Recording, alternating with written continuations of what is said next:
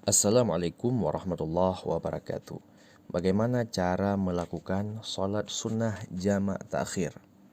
Oke, khusus pada maghrib dan isya. Oke, sholat jamak ini yang perlu kita pahami adalah dia ada sholat jamak takhir, ada sholat jamak takdim. Sholat jamak takdim itu adalah sholat yang kita jamak di waktu yang pertama. Berarti kita bawa isya ke maghrib. Itu dikatakan sholat jamak takdim. Sementara yang kedua, kalau kita membawa sholat maghrib ke isya, ini dinamakan sholat jamak takhir. Nah, yang perlu kita bahas adalah yang kedua ini. Di sini juga perlu kita ketahui bahwa kalau sholat jamak ini ada paketnya, bisa dilakukan jamak dan qasar atau kita hanya melakukan jamak saja.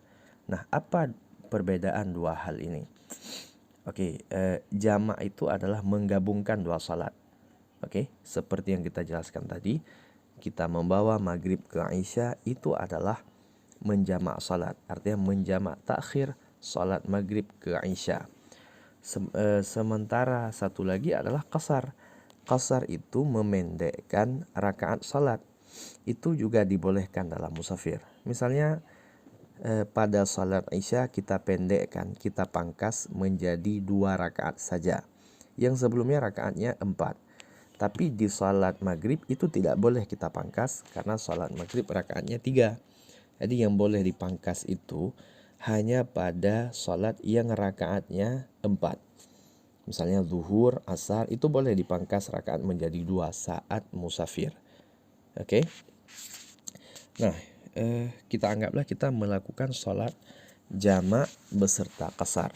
Berarti jamak takhir maghrib dan isya itu tata cara melaksanakannya. Yang pertama sekali, saat masuk waktu harus ada niat dalam hati kita bahwa kita akan melakukan sholat jamak takhir. Bahwa harus ada dalam hati kita bahwa kita membawa maghrib ke isya. Kalau ini tidak ada, maka kita melewatkan waktu maghrib begitu saja. Artinya kita termasuk dalam orang yang meninggalkan salat. Tapi kalau udah ada rencana niat ini baru sah untuk kita jamak takhir. Kemudian syarat yang kedua, kita menjamak takhir itu jangan sampai ke rumah. Kalau udah sampai ke rumah, ini tidak boleh lagi jamak. Kenapa? Karena kalau sudah sampai ke rumah, berarti kita sudah dianggap orang mukim, bukan lagi orang musafir. Sementara jamak qasar ini hanya dibolehkan bagi orang yang sedang musafir. Nah, gimana juga usahakan jangan sampai sampai ke rumah duluan. Singgahlah di masjid. Misalnya sebelum sampai ke wilayah kita. Ya, sehingga kita masih dianggap dalam perjalanan.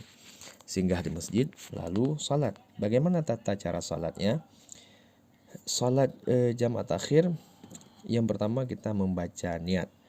Tentu membaca niat ini yang wajib itu adalah niatnya dalam hati. Kalau kita baca dengan bahasa Arab, usalli fardal maghribi thalatha raka'atin majmu'an bil isya'i jam'a ta'khirin lillahi ta'ala. Kalau kita melakukan salat maghrib pertama, apakah boleh maghrib pertama? Boleh. Kalau pada jamak takhir, boleh maghrib pertama, boleh isya pertama. Oke, kita ulang sekali lagi. Usalli fardhan maghribi thalatha raka'atin majmu'an bil isya'i jam'a ta'khirin lillahi ta'ala.